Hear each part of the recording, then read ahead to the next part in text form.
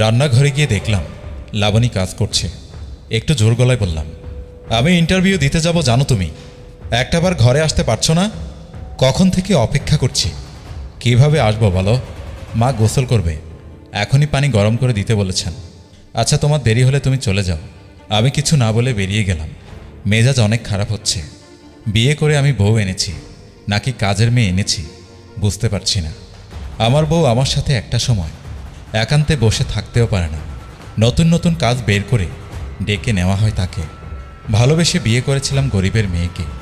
আমার নিজেরও এখন চাকরি হয়নি, তাই বাসার সবাই কাজের মেয়ের মতো ব্যবহার করছে বউয়ের সাথে। আগে একটা বুয়া ছিল বাসায়, বিয়ের পর থেকে উনি আসে না। মা বলেছিল ও নাকি গ্রামে চলে গেছে। আমার ধারণা ওনারাই বুয়াকে আসতে না করেছে আমার বউকে দিয়ে কাজ করাবেন বলে, সেজন্য নতুন কোনো বুয়াও রাখেনি। আমার বিয়ের পরের দিন সকালে দেখি লাবণী পুরো বাসা ঝাড়ু দিচ্ছে। বাসায় নতুন বিয়ে করলে মানুষ বউকে কত আদর যত্ন করে, কিন্তু আমার বউকে কাজে নামিয়ে দেওয়া হলো। সেও গরিবের সহজ সরল মেয়ে, কোনো কিছুতেই প্রতিবাদ করে না। ইন্টারভিউ শেষ করে বাসায় এসে ফিরে দেখলাম লাবণী বড় একটা বালতি ভর্তি জামা কাপড় ছাদে নিয়ে যাচ্ছে। জামা কাপড় শুকাতে দেবে, কিন্তু সেটা এত ভারী যে তার নিতে কষ্ট হচ্ছে। আমি তাকিয়ে দেখলাম মা আর ছোট ভাই থেকে শুরু করে বাসার সবার জামা কাপড়। তাই তখন আমি জিজ্ঞেস করলাম, এগুলো তুমি একা ধুয়েছ? তুমি যাওয়ার পরে মা ধুয়ে দিতে বলল। এতক্ষণে শেষ করেছি। বউকে বললাম কাজ শেষ করে রুমে আসতে। আমার কষ্ট লাগলো একসাথে এত জামা কাপড় কাজের বুয়াকে দিয়েও ধুতে দেয় না কেউ। মায়ের কাপড় ধুয়ে দিল মানলাম, তবে ছোট ভাইটা তো সুস্থ সবল জোয়ান, সে তো নিজেই ধুতে পারে। আর কোনো কাজ তো নেই, সে বসে বসে খাচ্ছে। কিছুক্ষণ পর রুমে আসলো লাবণ্য।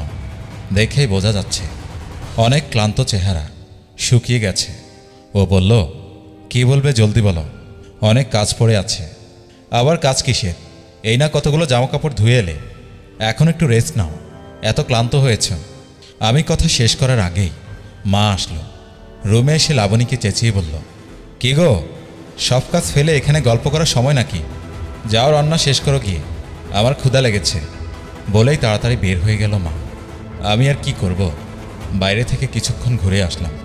সন্ধ্যায় ফেরার পর কিছুক্ষণ বাদে লাবণী রুমে আসলো কি যেন একটা নিতে।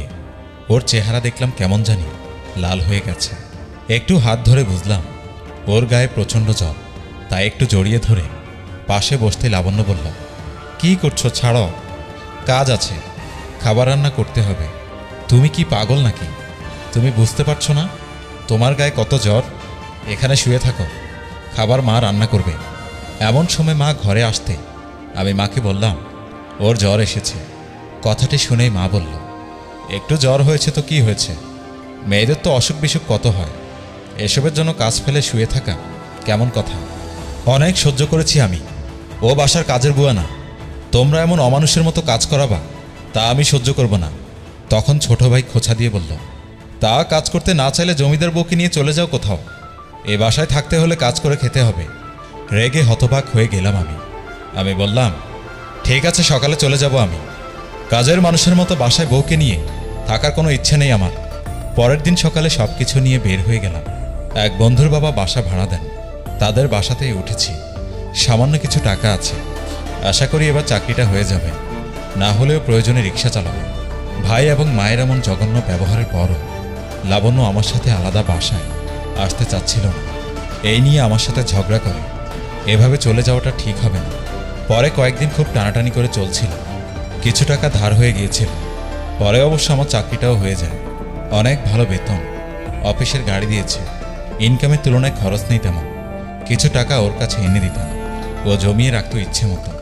বাসায় আর কোনো খবর নেইনি, যে ব্যবহার করে তারা তাড়িয়ে দিয়েছে এরপর খবর নেওয়ার আর ইচ্ছে হয়নি। কয়েক মাস পর একদিন অফিস থেকে ফিরে দেখি বাসায় ড্রয়িং রুমে আমার মা আর ছোট ভাই বসে আছে। ছোট ভাইয়ের চেহারা কেমন জানি শুকিয়ে রোগা হয়ে গেছে। তাদের দেখে আমার আবার পুরনো রাগ জেগে উঠল। অবশ্য বাহিরে কিছু প্রকাশ করলাম না। আমি বসার পর মা বললেন, তোরা চলে এলি আমাদের ছেড়ে, একবারও খোঁজ নিলি না। তোর ভাই বিদেশে যেতে চেয়ে তার সব টাকা লসে গেছে। বলছিলাম কি বাবা, শুনেছি তুই বড় চাকরি করিস, ইনকাম ভালো, তুই যদি কিছু সাহায্য করতি। আমি আর সহ্য করতে পারলাম না, চিৎকার করে বললাম, হ্যাঁ, টাকার গন্ধ পেয়ে চলে এসেছ। বাসায় থাকতে কেমন ব্যবহার করেছ মনে নেই? আর ভাইয়া, তোমার কি লজ্জা হলো না যে মেয়ের সাথে কাজের বউয়ের মতো আচরণ করেছ, তার বাসায় কিভাবে সাহায্য চাইতে এসেছ? আমার এমন কথা বলার পরেও লাবণী এবার মা এবং ভাইয়ের হাতে টাকা তুলে দিলে আমি সত্যি অবাক হয়ে গেলাম।